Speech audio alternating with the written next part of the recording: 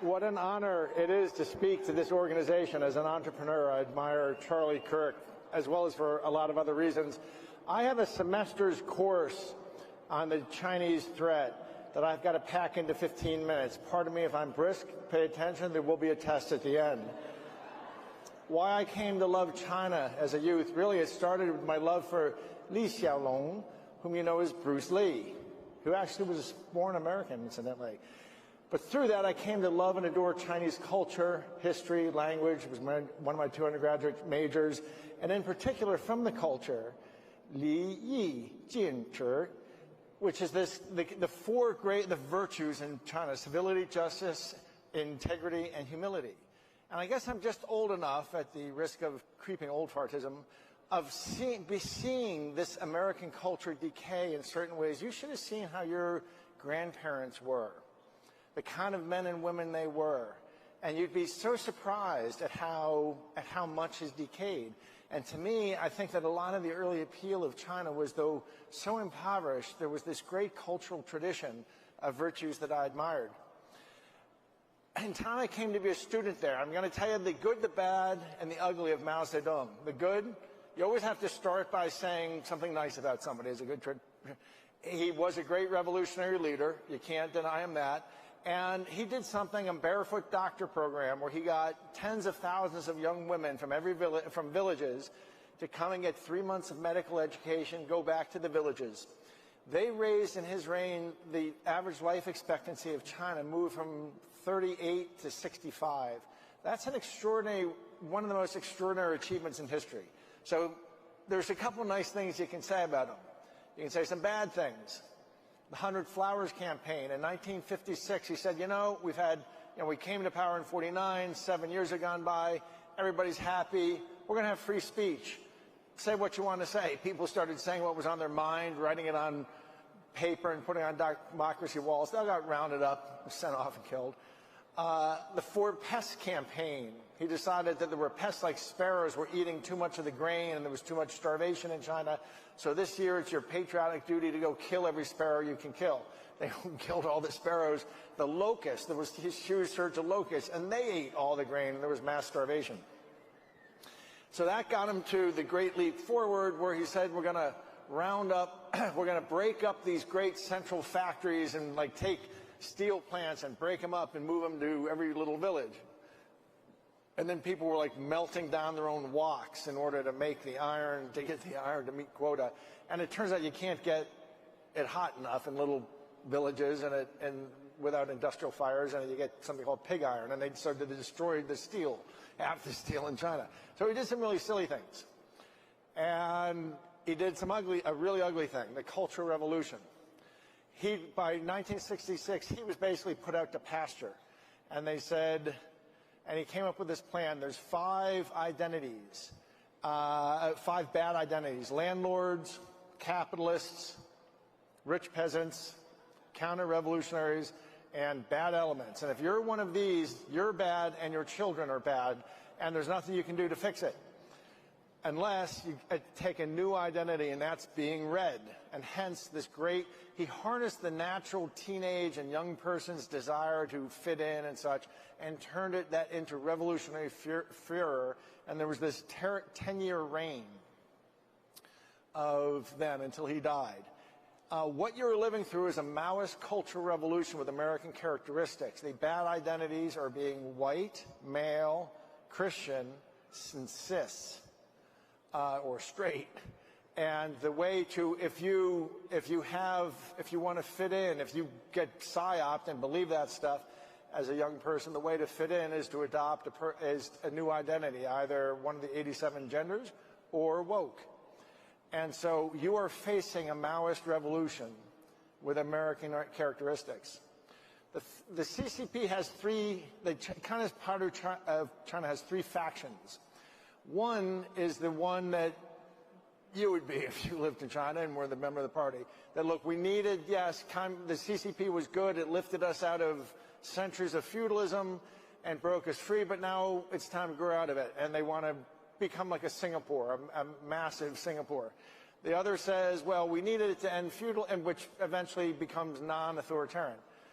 The second faction says we needed it to end CCP and we should sort of keep it a soft version of authoritarianism in place, constrained. And then the third is that we should double down. And now that we can, we should be double down, pure authoritarianism, and conquer globally. Conquer in a different sense than we mean, more in a Confucian world order centered on Beijing with concentric circles of... I want you to know that in the 1980s, early 80s, when I was a student there was a great emphasis in Chinese education on, we are taught the out-of-Africa theory of anthropology, that humans evolved from ancestors in Africa, small numbers, many may, at one point, 200,000, we were reduced to like a couple thousand humans, and evolved out of that in successive waves out of Africa. There's a different but a Peking man is a Homo erectus found 100 years ago. It's very important in anthropology. There's a whole ideology about this where they insist that they don't buy into the out-of-Africa theory, and they think that we're different races and with different mixtures, and that the true supreme, the Uber race is the Han. And remember, China is an ethnic state. It's 95% Han. And they have devoted great resources in their scientific community to try to defend this point of view that really got settled 20 years ago once DNA science got to the point. The out-of-Africa theory has been established, but it's very suspicious. There has been this overemphasis in Chinese science of trying to support a different view of human evolution that basically gives the grounds to say that they are a master race. There's a famous book on revolution from a couple generations ago. I don't know if it's still taught. Crane Britton, Anatomy of Revolution. It goes through 4 revolutions and identifies similarities among them. Can't walk through them, all the similarities, but one is their emphasis towards, at the end of the day, they descend into extremism. The extremist elements win. From Cromwell, in the Jacobins and the French, there were different, it starts off within the revolution, there are people who sort of sound like the kind of stuff we believe, and then it gets successive. Then come the Mensheviks, then come the Bolsheviks, and the only one of the 4 that did not happen was the U.S. And that's primarily due to George Washington. So what's happened in China is that third group is won. Xi Jinping is the leader of that third faction. They've won. They're the dominant. There's a book, What Are Their Plans? I'm going to walk you through their plans. Excuse me. There's a fellow, he's a lifetime China dove, Michael Pillsbury. He was part of opening China in 1971, and all his life he was a China dove. He came out in 2015, said, I've been wrong my whole life. China has a 100-year plan, started in 1949, to upend us and displace us as the world's hegemon and reduce us to a vassal state by 2049. And there's a way to communicate in Chinese. I wish I could do a whole lecture on it. It's called Chengyu. And it's like parables. They use parables that are very much more, there's huge stories behind them that you can summarize in a little forward parable. And you can have conversations, and most people know 30 or 40, very educated people know several hundred. There's a book of classical Chinese. I happen to have done my undergraduate thesis on classical Chinese. I came back from China being able to read and write sort of at a newspaper level and then switched to classical Chinese. There's a book, San Shi Liu Ji, famous book. They took the lessons of the 350-year warring state period. 2,700 years ago, China entered all the counties of China. There was just 350 years of warring state until finally it emerged for the first time under Emperor Qin as 220 BC as one kingdom. And the lessons were codified into 36 strategies. And everything you see going on, and what this fellow Pillsbury had realized is if when you started reading the national security literature with this in mind, there was this whole second conversation going on where they were absolutely clear. You can communicate in Chinese using Chengyu in a way that people, unless they're they have to really know. So it was amazing how even within the national open system, some of it was classified, some of it was not, but they were communicating about their plan to take down the United States. A book, 1990, and it's supposed to run from 1949 to 2049. Two colonels in the late 90s wrote a book called Unrestricted Warfare. We don't understand warfare the same way. They see it as diplomatic, economic and financial, network-centric, the ability to collapse networks, terrorism, and then the fifth and last is classic warfare, what we understand with bullets flying. So we don't understand we're at war. And lastly, there was a man in China. Imagine somebody being both the chairman of the Joint Chiefs, the Secretary of Defense, and the vice chairman of the Democratic Party, and we're in a one-party state. Imagine a man had that position, Chi Haotian, in China. In 2003, he resigned, and he gave a speech that leaked thanks to the wonderful Epoch Times, which is the fourth largest and absolutely the best newspaper in America and really much of the globe. So I want a round of applause for the Epoch Times. If you're not reading it, you're making a mistake. If you're not reading it for your American news, you're making a mistake. Anyway, they published it in 2008. It's never been disputed by China. And he says it's his retirement speech. It was classified, but it got leaked by some honest person of Zhen. That someday they're going to use that we're living in a world two tigers can't live on one mountain. We'll eventually have to take down the United States. We'll use bioweapons to destabilize. A civil war will come. Anyone who thinks a civil war looks like Red Dawn, you don't get it. That's not what it looks like. It looks like The Walking Dead, but take away the zombies. In 2 weeks, we go into collapse that we can't get out of. It doesn't unravel. It's all been war gamed out, and the lessons were captured in a book called 1 Second After. The cartels in blue helmets are given 3 years to pillage, loot, rape, and burn.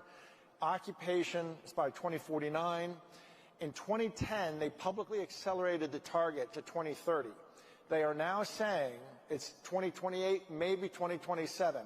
Deeds have already been issued in China on your homes. If you have a nice home in America, there's some Chinese colonel or general or CCP member who has a deed on your home. If you say come and take it, that's the Red Dong attitude. They're not going to come and take it. What they're going to do is you're going to be in a Walking Dead situation. They've modeled it out. When that happens, 90% of you die in 1 year. You die from food, fuel, and pharmaceutical collapse. 50% of people over 50 are walking around on pharmaceuticals you die within 6 months of. There's only 30 days of pharmaceutical in the supply chain. There's 3 days of food at the tip of the supply chain in the cities. 3 days in, we start going into civil disorder.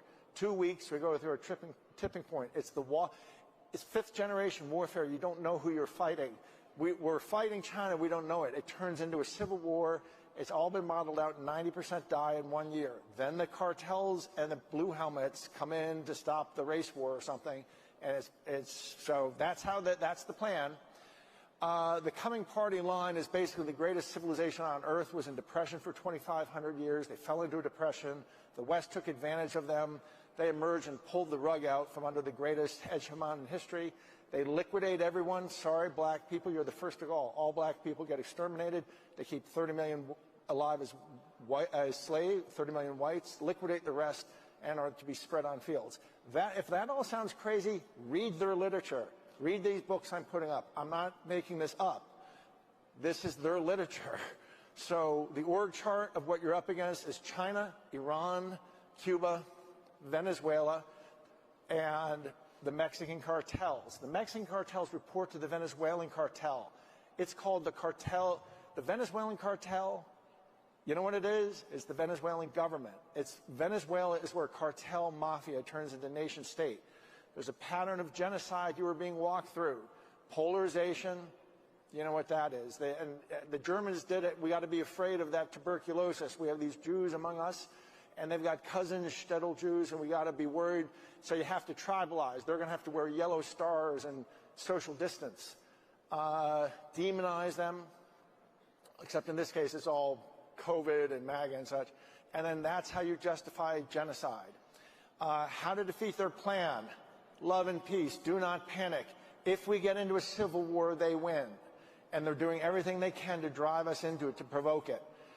Prep now, 30 days for food, fuel, and pharmaceuticals. arms and bullets. Sic vis pacem para bellum. If you want peace, prepare for war. An armed society is a polite society, Robert Heinlein said. Well-ordered militias, in particular, in conjunction with your sheriff. Study the LDS. The Mormon Church has a very good neighborhood. They have really worked it out, how to do this. And election integrity. Everything is down to 11 months from now. It's now or never. Remember the Republican Party stands for civil rights and the black community. We started as the party to end slavery. Remember the words, I'll close with the word and we have to be welcoming to the black community. To me, word one of that is no more Confederate flags. I'm from Vermont. I think that if black people are being polite when they don't tell you, it really is. This whole statue thing, that's a fight about Democrats pulling down statues of Democrats. I don't have a dog in that fight. I'll close on the words of the greatest Republican of all time, Frederick Douglass, who said, a man's rights